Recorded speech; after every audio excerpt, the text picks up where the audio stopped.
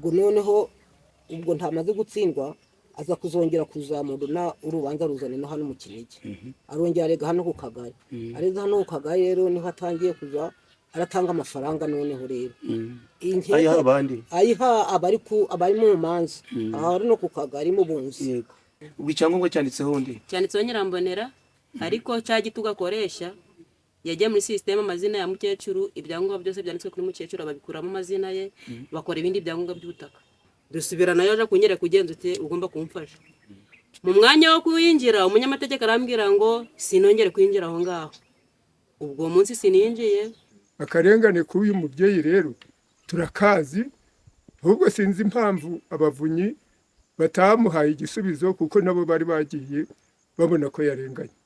Nyirambonera yarafite abahungu barapfuye agira abakwe barapfuye nta n'umwe uhari noneho kubera abasuzuguye rero agira ate aza kwitwaza kwambura Nyirambonera icyo yarigize ni igitugu kumwambuza igitugu kumusuzugura kuko Nyirambonera abana be bose bamushizeho ntagira umurengera bapfa kwita rero ntabwo nababesha rwose ni igitugu amwambuje kumurusha agatuza akura n'amafaranga mu ibyo bindi akaba ari gaja kuroha mu nkiko n'abagabo nta n'umugabo n'umwe bigeze babazaho umuturage bazi mu nkiko hose yaratsinzwe.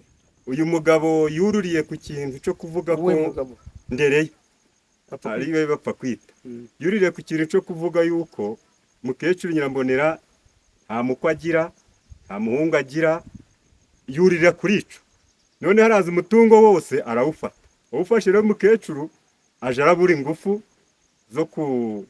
zo kumukurikirana kandi bipfa kwita buri gihe cyose abayobozi baba bari hano tuba tuhari kuri kutureba nta hantu hamwe yigeze atsinda. Twongeye kubasuza abakunzi ba Setora Janvier TV uyu munsi rero tukaba tugarutse kugira ngo twongere tuganire ariko icyo tuganira uyu munsi nta kindi noneho ni umukecuru twasuye witwa Nyirambonera Felicite akaba atuye mu kagari mu mudugudu wa Rusenge akagari ka Kivugiza mu murenge wa Nyange ni mu karere ka Musanze. Uyu mubyeyi rero cyangwa se umukecuru yagiranye ikibazo cyangwa se yagiranye imanza n'umuhungu wa mukeba we ahubwo mbese ni nk'umuhungu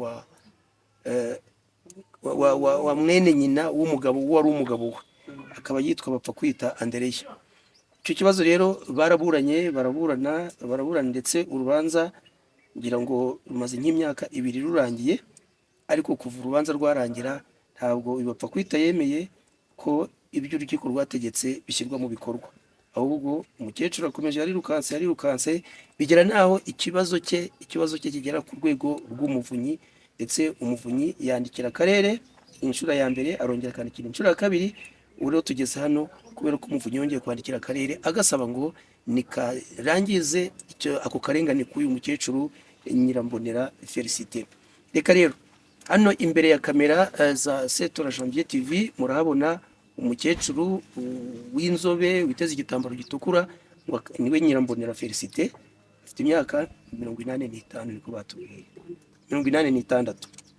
Iruhande rwe iburyo bwe hicaye umukobwa we uyu mukobwa we araza kwivuga amazina we sinangombwa ko ari ngiye umuvuga ariko reka dutangire kubera ko uyu mukecuru murumva ageze mu zabukuru afite imyaka 86 nta nubwo yumva neza afite n'ikarita y'ubumuga y'abafite ubumuga bivuze ngo rero twifashishije uyu mukobwa we kugira ngo ari uze kugerageza kudusobanurira kandi namwe basobanurire mukurikire mwiyumvira akarengane kuri uyu mukecuru hanyuma rero muzakore subscribe ndetse mukore na share na comment kugira ngo umukecuru turebe ko yazarenganurwa. Reka dutangire mukecuru uraho witwa nde? Felicite Nyirambonera. Nyirambonera ufite imyaka ingahe? 86. Uwo mwaburanye mupfana iki yitwa nde? Ni umuhungu wa muramu wanjye yitwa imbere ya bapfa kwita mwaraburanye uramutsinda? n'igihe cyinshi ndamutsinda turamutsinda ruvaga ino rukaja mu ruhengero rukongera rukagaruka n'igihe kirekire ahari uyu mukobwa yavutse urubanza ruhari icyo gihe intambara umugabo wanje yagiye twahunze intambara yabaye umugabo wanje ari wamaje kuruburana amutsindira hano kuri komine bahitaga kuri komine hano haruguru komine Kinigi. ubwo umugabo wanje aramutsinda amaze kumutsinda ise arujurira mu ruhengero noneho duhunga urwo rubanza ruri mu Ruhengeri. Niho tugeze muri Zayire umugabo wanje ahita asinzira yitaba Imana. ubwo tubaye turahungutse n'abana, umugabo arongera rwa rubanza arongera araruzamura. Aruzamuye turagenda turaburana, tuburanye uwo mukobwa wanje Nyiraciza bavuga nyine uwo mukobwa wanje uri mu Mutara, urubanza araruburana. Aruburanye icyo gihe n'ubundi uwo mugabo aratsindwa. Amaze gutsindwa uwo mugabo umuvugiye bapfa kwita Ndereye, aratsindwa. Ubwo bamuca ibihumbi, hari hambere bamuca ibihumbi 30. yego 30 akaba yaramaze kugobekeshamo ba nyirasenge. None ya 30 ubwo twarayigabanye ajana 15 n'ijana 15 y'amafaranga. Ubwo noneho ubwo ntamaze gutsindwa aza kuzongera kuzamura na urubanza ruzane no hano mu Kinigi. Arongera arega hano ku Kagari. Areza hano ku Kagari rero niho atangiye kuza aratanga amafaranga. Noneho rero ayiha abandi, ayiha abari mu manza aha no ku Kagari mu Bunzi. yego Noneho mu Bunzi ubwo inketa yacu babonye iri gutsinda, noneho barayirigitisha mbega. Ubwo ni ubushobozi bwe yahaye babandi bari guca imanza. Noneho turongera turajurira, twongeye kujurira ahasigaye, ndetse n'uwo mukobwa wanje nawe yari umunzi muri abo bari kunga. Ubwo noneho umukobwa wanje nibwo yatabazaga, atabaza ku murenge iyo hirya, baraza abari bari kunga bose abantu zo bacamaze bose babakuraho bashiraho abandi. Ubwo n'undi turongera turajurira, turujurira rongera rusubira mu Ruhengeri. Nuko guco nukuragenda guca aragenda aratsindwa kongera akagira. Yewe aha n'igihe yigeze kuburana mu Rwisumbuye, yaregaga hano hano mu Nduza kuri Muhoza, akongera agashura undi rubanza mu Rwisumbuye, akaziregera rimwe ari ibiri. Urwa mbere yararuburanye aratsindwa ubwo muri Muhoza, yongeye gusubira mu Rwanda Rwisumbuye nabwo aratsindwa. Guco nuko umugabo nagenze aragenda guco nuko twaburanye. ubu mbese yarakuvoderanye amasambu yawe yarayigabije. None sindahingaga, ntaho mpingaga n'ibiti byanje. Uri kubona iyi nzu twari umukobwa wanje yubatse ariho tugeze aha ngaha. Iryo shamba twari dufite ibiti duheka gucamo n'urusasa twari dufite, n'urusasa yararwimbuje, mbega aratsinze arahinduramo umurima arahingaga. Ubwo byose nta nico gihe turikiri icitwe shamba, ahasigaye ni ukora n'ubu iryo shamba riri mu maboko ye. nta niwuhingaga. Katwereke ukugora rero. Uri kumwe n'umukobwa wawe, umukobwa wawe ntumwizeye se byatubwira hari ikibazo. Twari ugendaga si ntabwo ubwo ari wowe ukunda kugenda, reka ari utwibwirira mu ncamake, nawe umaze kudusobanura uko bimeze. Reka rero abakunzi bacu biyumvire n'uyu mukobwa, ibyo turamubaza nibyo ari budusubize. Turamukobwa yitwa nde wowe? Nyiramajyambere Esther. Ufite imyaka ingahe? Afite 92. 92. Uri mukuru, ufite imyaka nka 33. Urakuze byose urabizi. Tubwire rero, wumvise ibyo umukecuru avuze mama wawe, ntabwo ari ngombwa kubisubiramo, ahubwo wewe ibyo uri buze kutubwira kubera iki ikibazo cyanyu kitarangizwa. No kubera iki biterwa n'iki? Ni igituko akoresha. Ni igituko bapfa kwita akoresha. Gute? Bivuga ngo we kuko yaravuze ngo aho gutakaza agaciro azatakaza miliyoni. Icyo gituko cy'amafaranga akoresha rero nicyo gituma umanze zitarangira. Kuko aho tugiye ngo tugiye gutabaza ubuyobozi, ntibadutabara kuko dusanga yarangije kuvugana nabo. Niyo mpamvu ikibazo kitarangira. Hari ikintu cy'ishamba nabonye mu mpapuro zimwe na zimwe, iri shamba bavuga rimeze rite, riherereye? Riri mu mudugudu wa Rusenge, akagari ka Civugiza, umurenge wa Nyange. Rifite UPI yayo ni 04. Oya si ngombwa. Icyangombwa ntugifite se? Ibyangombwa ndabifite byose. Uraza kubitwereka ibyo byangombwa. Ubwo icyangombwa cyanditseho nde? Cyanditseho Nyirambonera, ariko cya gitugo akoresha yagiye muri system amazina ya mukecuru, ibyangombwa byose byanditswe kuri mukecuru babikuramo amazina ye, bakora ibindi byangombwa by'ubutaka. Ubu ngubu n'ufite ibyangombwa by'ubutaka? Nawe afite ibyangombwa by'ubutaka, natwe tukagira ibindi. Kuki batabagabanya se? Inzego z'ubuyobozi ntako ntagize ngo zikore ibisabwa. Cya gitugo ntabwo ubuyobozi bwegera bibikora. Ariko ni ukuvuga ngo baje bakabagabanya, mwabyemera, mwabyakira, bapfa kwita agafata igipande kimwe namwe mugafata ikindi. Ngewe ku mitungo byemejwe n'urukiko. na n'iyi saha ibyemejwe n'urukiko ntabwo njya kubigora. yego Nasabye yuko ibyemejwe n'urukiko byagabanwa ariko ibitaraburanwa bikavamo. Ibyo nta kibazo.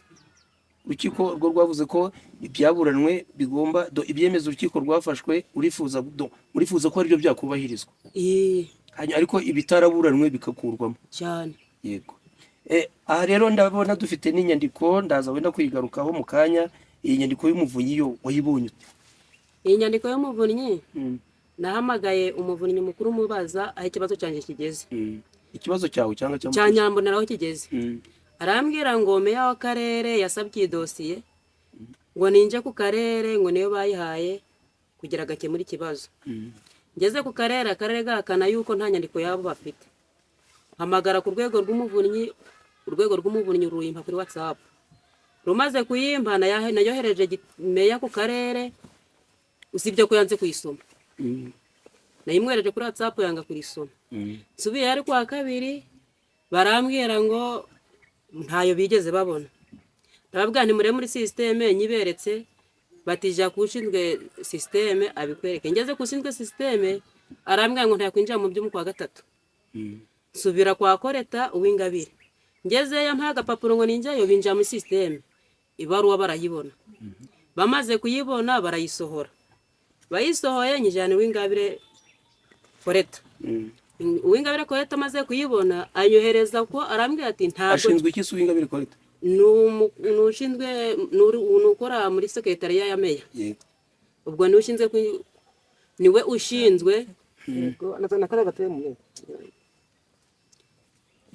ubwo niwe ushinzwe kwakira abantu bagana kwa meya.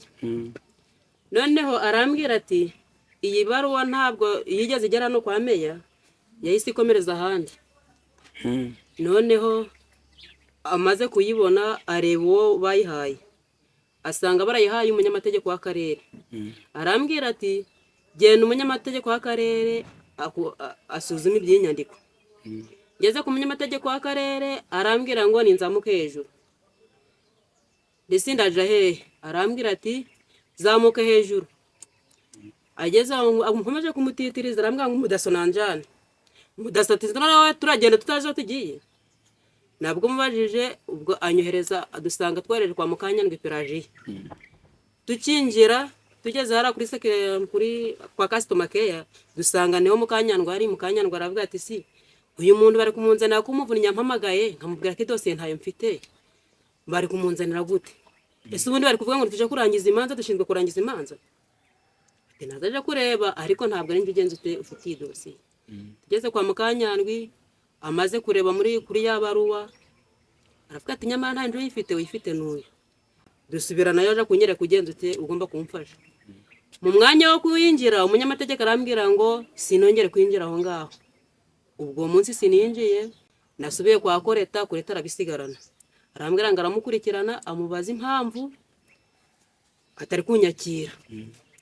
Ibaruwa Koreta nari isa n'uwikifite yampaye kwa gatanu nsubiyeyo. Koreta ati genda uje kubanza washakisha niba uyu muhesha w'inkiko kiri mu gihugu, niba yarakiri mu bahesha b'inkiko atemanije kubishaka genda uje muri maje uzaza ufite ibyuzuye. Muhesha w'inkiko bwakubwiraga ninde? Rucana Rubondo Manasi.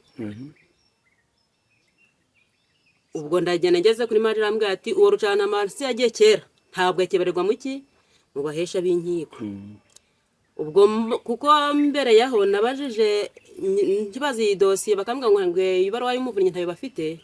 Narabwiye nti se kuki mwasabye umuvunyi ngo mukemure ikibazo mukaba mutaragikemuye, ahubwo mugatanga uburenganzira bwo kuja gusarura ishamba ko bari kuribaza. Ubu ishamba riri kubazwa byarabajijwe, ubu kirimo n'amakara ambahoze zavuyemo. Koreta arambwira ngo mu gihe batatandamiye ubutaka bagomba kugenza ute, bagomba kubisarura. Nico gisubizo bampaye mu gutabaza iki akarere kare gafite ikibazo, nico gisubizo bampaye impamvu nico gisubizo bampaye. Iyi baruwa wayibonye ku itariki zingahe? Iyi baruwa y'umuvunyi nayibonye kuri 10 ku itariki 6. Ari ndu yizanye bayinyohereje kuri WhatsApp. Yego. Nayoherejwe na Nsayimana Felix kuri WhatsApp. Kuko ni wari ushinzwe gukurikirana ikibazo cyane no bageze kuri tere. Yego. azanye n'uwo ku karere, n'ubwo abyirengagiza banaje bazanye n'abo ku karere. abo ku karere bageze hano Hari uwo ku karere wazanye n'urwego rw'umuvunyi bageza ku Gisagara, baje gukurikirana mu Gisagara, ubwo ni ku ishyamba, Kw'ishyamba. aho ishyamba riri. Umuvunyi yageze aho ishyamba riri bagezeyo. n'umukozi wo ku karere Bagezeyo kabiri. bagezeho kabiri. Biba ngo bwa mbere umuvunyi yoherejwe witwa Muhoza Aloyizi ari kumwe na Nsabimana Felix. Yego. Noneho ubwumvikane buranga baragenda. Umuvunyi yongera kohereza ikibazo nubwo yandikiye akarere ngo kakijemo. Akarere kohereza Gafishe, kohereza Vincent muri Maje na Daniel. Bo nto bigeze bagera kuri tere ahubwo bagarukiye mu kagari. Yego. Ikibazo kirabananira avuga ngo umuvunyi azize cyangwa azohereza abandi. Noneho mpamagaye umuvunyi bitewe n'ibara bari babandikiye. Uwo Muhoza Aloyizi yabeshe ngo njye Kigali kandi ntazi naho ibiro byabo biri. Ndababwira rero yababeshe ngo njye nemeye ngo najye Kigali ngo mbasaba ubwumvikane ngo nemeye ngo twemere ubwumvikane.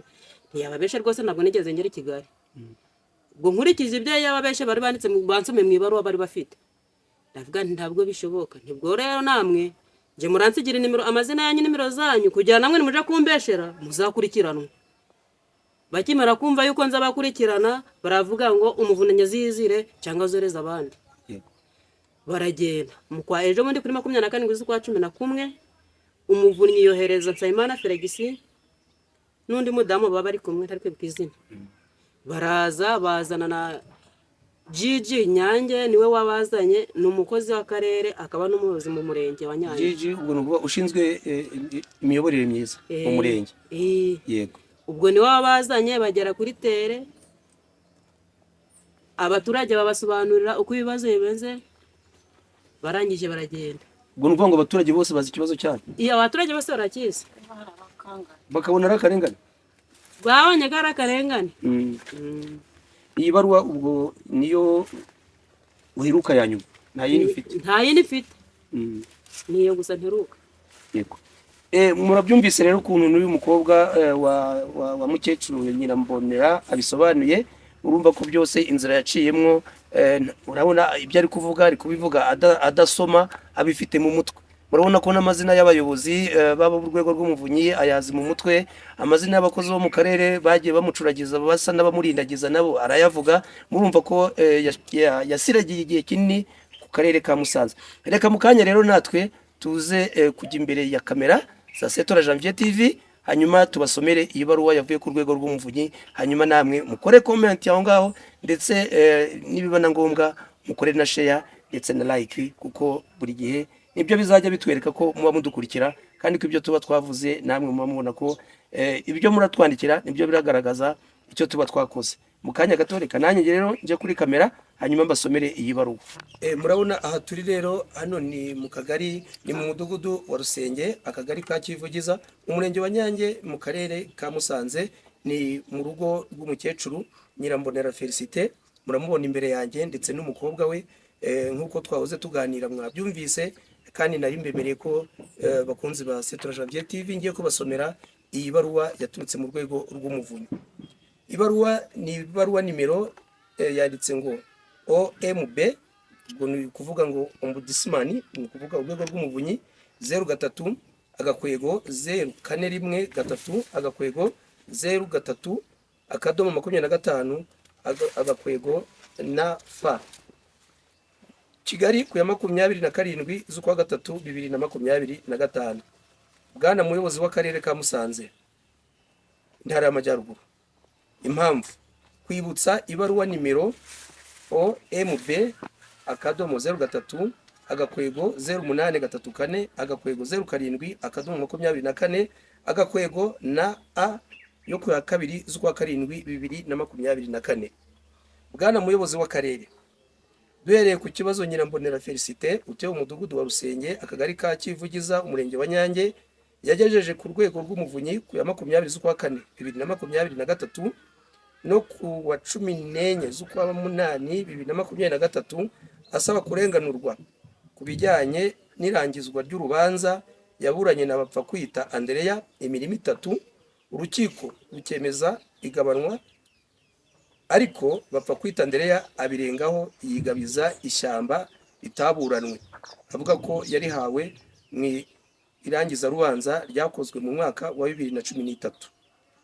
Duhereye ku ibaruwa nimero OMB akadomo 03/08 3/4 agakwego 07 akadomo 24 agakwego na A yo ku ya 2/7/2024, urwego rw'umuvunyi rwabandikiye rubasaba gukurikirana ikibazo cya Nyirambonera Felicite no kumwumvikanisha bapfa kwita Andre, ariko mukaba mutaratumenyesha icyo mwakoze kuri iki kibazo.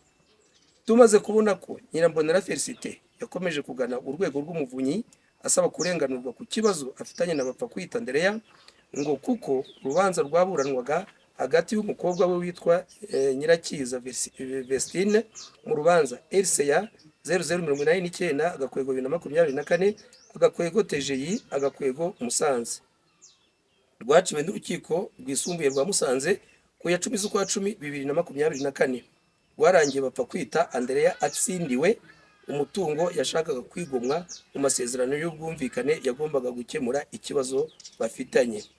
Dushingiye ku ngingo ya 4 agaka kayo ka gatatu y'itegeko nimero 54 agakwego 2021 yo ku ya 29/8/2021 rigenga urwego rw'umuvunyi, twongeye kubasaba ko mwakurikirana iki kibazo ndetse mugafasha Nyirambonera Felicite n'abapfa kwita Andereya kurangiza amakimbirane bafitanye mu bwumvikane. Muzatugezeho raporo y'uburyo ikibazo cyakurikiranwe n'umwanzuro cyafatiwe mu gihe kitarenze iminsi 30 muhereye igihe muboneye iyi baruwa.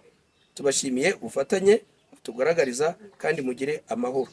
Nirere Madeleine umuvunyi mukuru niwe washize umukono kuri iyi baruwa, ndetse bimenyeshwa bwana guverineri w'intara y'Amajyaruguru. Ibaruwa dore ngiye. Iyi baruwa kandi ni ibaruwa yaje isanga indi yari yarandikiwe akarere kugira ngo barangize urubanza cyangwa se amakimbirane ari hagati ya Nyirambonera Felicite ndetse n'abapfa kwita Andereya umuhungu wa muramu we, ko akarere kagombaga kuba kararangije iki kibazo mu mwaka warangiye umwaka wa 2024. Umunsi tuvugana nta kirakorwa. Muri iyi baruwa umuvunyi mukuru yasoje avuga ati muzaduhe raporo y'uburyo ikibazo cyakemutse mu minsi 30, kandi iyi baruwa mwumvise ko ariyo mu kwa gatatu, urumva ko hashize iminsi 90. Muri 90 ukwezi kwa 4 kuragiye no kwa gatanu, oya ni 60. Urumva minsi 60 iki kibazo ntibaragikemura, ikirakorwa nuvuga ngo ni raporo igomba kujya ku rwego rw'umuvunyi nayo ntirakorwa. Nyabuneka abayobozi mwarenganuye uyu mukecuru, kandi si ukurenganura umukecuru gusa, ahubwo ni mwunge abavandimwe. Niba bavuga ngo mugabanye cyangwa se mucire amakimbirane y'uyu mukecuru n'umuhungu wa muramu we, mwakagombye kuba mwarabikoze, kandi ibyemezo by'inkiko birahari, nabyo byakagombye gushingirwa.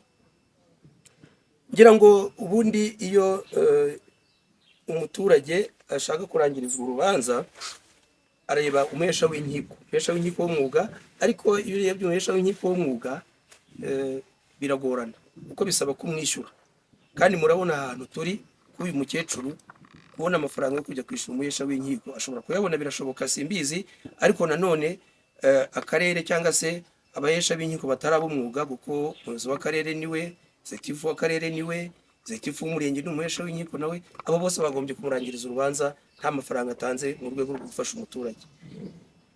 Aho kugira ngo rero atakaza amafaranga ari gushaka umuhesha w'inkiko w'umwuga ari bwishyure, ubuyobozi bwagombye kumufasha. Reka turebe wenda ubuyobozi icyo buzamufasha, ariko kugira ngo tumenye n'ukuri aho kuri, kuko tuba twiyemeje kugera hose, tugatera intambwe, tugatera imetero, tugiye kujya no kuri iryo shamba. Batubwiye ngo byarabajijwe, ubu bari gutwika n'amakara. Tugiye kwemera tugereyo, nicyo tuba twariyemeje, kandi tukabaha kuri kose uciye mu mucyo. Umukobwa yatubwiye ngo ubuyobozi bw'akarere ntibwageze iryo shamba riri, ariko twebwe kubera ko twabyiyemeje tugiyeyo. Mukanya turaza kugaruka kuri izi kamera tubereka ko twageze kuri iryo shamba. Bakunze rero ba Setora Janvier TV, nk'uko twabibasezeranije, murabona ko imisozi twayizamutse.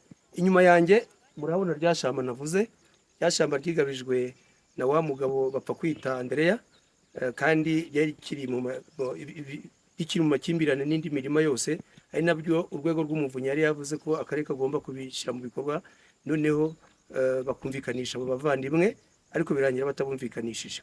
Gusa ikigaragara ni uko nk'uko mubireba inyuma yanjye, ishyamba ryaratemwe, batwika amakara iyo ngo babazane imbaho, ariko icyangombwa birumvikana, nta muntu ushobora gupfa gutema ishyamba nk'iri ngiri adafite icyangombwa kimuha uburenganzira bwo gutema ishyamba, cyangwa se mu ndimi z'amahanga icyo bita permis de coupe.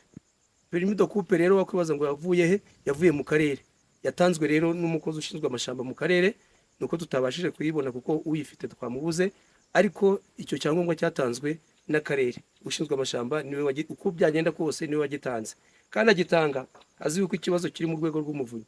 Murumva ko haba harimo ikintu kidasobanutse, haba harimo akarengane.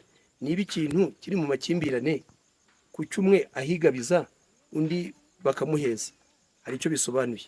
Bityo rero nk'uko nakomezaga kubabwira ko ishyamba nk'iri ngiri mubona ryatemwe gutya, umukecuru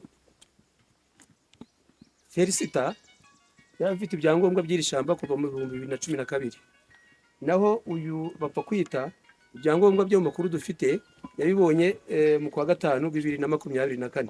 Uvuga ngo ibyangombwa bye bimaze umwaka umwe, mu gihe undi yari abimaranye ibyangombwa bimaranye imyaka 13. Amakuru yandi Zetura Janvier TV ikesha bamwe mu babyeyi twasanze aha ngaha, ni uko ngo uyu mugabo bapfa kwita nanone hari irindi shyamba riri muri kano kagari ka Kivugiza, nanone riri munsi y'iri ngiri, naryo ngo afite icyangombwa cyangwa se permis de coupe, naryo agiye kuzatema muri iyi minsi. Kandi ibyo byangombwa akaba yarabibonye, bazi neza yuko cyangwa se ubuyobozi buzi neza yuko ikibazo cy'aba bantu kiri mu makimbirane ndetse kiri mu rwego rw'umuvunyi. Ubwo rero nk'uko nari maze kubabwira ko twageze no muri icyo gisagara cyangwa se iryo shyamba riherereye, dufite abasaza nka 2 hano cyangwa 3 bagira icyo batubwira kuri iri shyamba. Muze ufite icyo tubwira naza tubwire. Twese bakara Yohani, kaba naravukiye muri uyu mudugudu wa Rusenge, akagari ka Kivugiza. Uyu mukecuru Nyirambonera akarengane ke ndakazi, kuko aburanana bapfa kwita hafashwe umwanzuro ko bagomba kugabana imirimo 3, ariko noneho bapfa kwita Ndereya yaje kwiyuhiza n'ibitaraburanywe amashamba Nyirambonera afitiye ibyangombwa, noneho bapfa kwita nawe ajya gushaka ibindi, bimaze umwaka umwe kugira ngo abone uko mwambura. Akarengane k'uyu mubyeyi rero turakazi, ahubwo sinzi impamvu abavunyi batamuhaye igisubizo, kuko nabo bari bagiye babona ko yarenganye. Nk'abaturage mwe turifuza ko inzego zibifitiye ububasha zarenganura uyu mubyeyi, kuko ararengana. Murakoze. Witwa nde muzehe? Nitwa Jambo Jean Damascene, mfite imyaka 75. Jambo, aho tunyuze si iwawe harahebye? Hariya ni iwawe. Uvuga ngo nawe utuye aha ngaha kuva kera? Utuye hano kuva kera, niho navukiye. Iyi shyamba ryatemwe ni iryande? Ni irya Nyirambonera. Ubizi kuva ryari? Kuva cyane umugabo we nariteye, imyaka 75 ndayimaze. None se uyu bapfa kwitagira amate? Bapfa kwita ni igitugu. Impamvu ari igitugu, Nyirambonera yarafite abahungu barapfuye, agira abakwere barapfuye, nta n'umwe uhari. Noneho kubera abasuzuguye rero agira ate, aza kwitwaza kwambura Nyirambonera. Kuva n'umwana kurinda gukura imyaka 70, Nyirambonera nawe wayihingaga, yahinzemo imyaka 3. Kandi nazo ntoze zarangira 3. Niyo ibyangombwa twaje twumva n'abavunyi baraje no mu bunzi no mu manza, ninje ahubwo yamanje yareka. Naguze na Nyirambonera ibiti, maze kugura ibiti aja kundega, turaburana aratsinda. Uko mu byagenda bitereye? Ngiye nkumva ko uburenganzira bufite ububasha, mugomba kurenganura Nyirambonera akabona ibye, yarahavukiye yarahabyariye, niho no gushingirwa yashingiriwe Nyirambonera rwose. Turi abana batoya, n'igitari kirahari, turi abana. Nyirambonera n'intuza n'Kanyabuye wagiteye, twajaga turahirika imirembera, harimo imirembera, tukazana ikivovo tugitemye hano mu kwa Rwamuhizi, tukaja turacicaho kikajya dutuza mu mubande, cyari kibara. Kanyabuye niwe wateye icyo gitari cyaraye, n'iki cyari cyande cyari cya Nyirambonera. Kanyabuye niwe wateye ibiti bigana haruguru, ari mu kwa Nyirambonera rwose, yagikanyije n'uwitwa Buriti, ariko se uko uyu muhungu. Katugushimira koze. Sawa nawe murakoze. Twende muzehe. kaje ibwami mariko. Mariko nawe tukubona umuntu mukuru tubwire ibi bibazo bya Nyirambonerana bapfa kwituriza gute? Ibibazo bya Nyirambonerana bapfa kwita nje mbizi kuva hasi kubigera ku mutwe, bapfa kwita ari kwambura Nyirambonerana kumwambuza igitugu. N'ubu butaka Nyirambonera kuba bufitiye uburenganzira yarabuhawe na Tegera, anari bo bene ubu butaka, kuko Tegera ise yaragiye aja mu bufumbira, agiye mu bufumbira ubu butaka abusigamo Bahemukiki ari we mukobwa wa Nyabigoro. Amaze kumusigamo haje kubaho ibintu, umukecuru agiye gusaza, Tegera aje kumuhamba, batumizana Ntuyahaza ari we se wabo bapfa kwita. Bageze hariya bya bindi byo bakoraga byo guhamba, mbere Ntuyahaze arahaguruka arigenda. Urimo uraduha amateka wowe, kandi ibintu nyine haburanye uriya mukecuru ndetse n'ana bapfa kwita. Iri shyamba ngo mu bintu baburanye ntiririmo. Uyu mugabo yarigize irye gute? Icyo yarigize ni igitugu, kumwambuza igitugu, kumusuzugura, kuko Nyirambonera abana be bose bamushizeho, ntagira umurengera. Bapfa kwita rero ntabwo nababesha rwose, ni igitugu amwambuje, kumurusha agatuza, akura n'amafaranga mu ibyo bintu, akaba ari gaja kuroha mu nkiko. N'abagabo nta n'umugabo n'umwe bigeze babazaho umuturage bazi mu nkiko hose yaratsinzwe.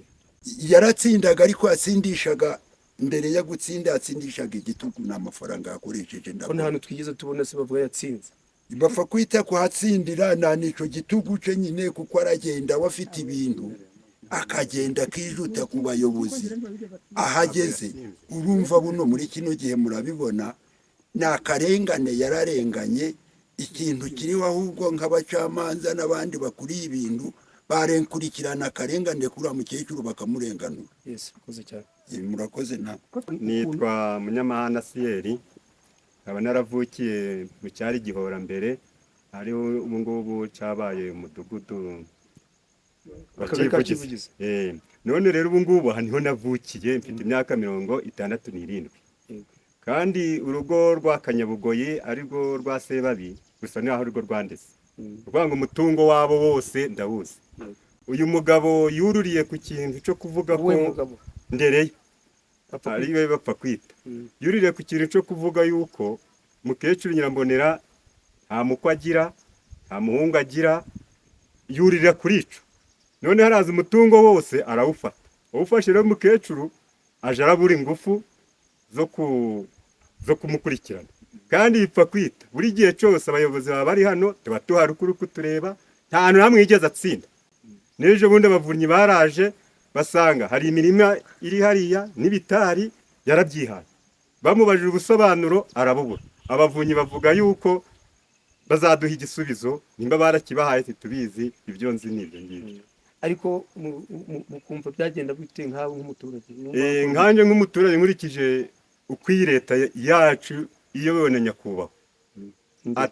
Iyobowe na nyakubahwa Perezida wa Repubulika Kagame Paul, uko mwumva kuri radio, yagombye kumva iki cyifuzo cy'uyu mubyeyi akamukiza uwitwa Ndereye akamukuye, akamusubiza ibintu bye rwose. Perezida wa Repubulika akiza byinshi, n'iki kibazo cyagombye kumugeraho. Murakoze cyane. Nk'uko rero mwabyumvise bakunzi bacu, bakunzi ba Setora Janvier TV, ahangaha niho wenda twaba dusoreje igice kimwe cy'iki kiganiro, kuko tuzakomeza kubakurikiranira amaherezo y'iki kibazo cya Nyirambonerana bapfa kwita, cyane ko dufite iriya baruwa y'urwego rw'umuvunyi isaba akarere ko barangiza iki kibazo, umukecuru akahabwa ubutabera akava mu karengane. Reka rero tubashimire, tubabwira tuti mukomeze mugire ibihe byiza, kandi tubibutsa gukora subscribe, share, comment ndetse na like, byose turabikeneye. Muri abantu b'abagabo, murakoze cyane.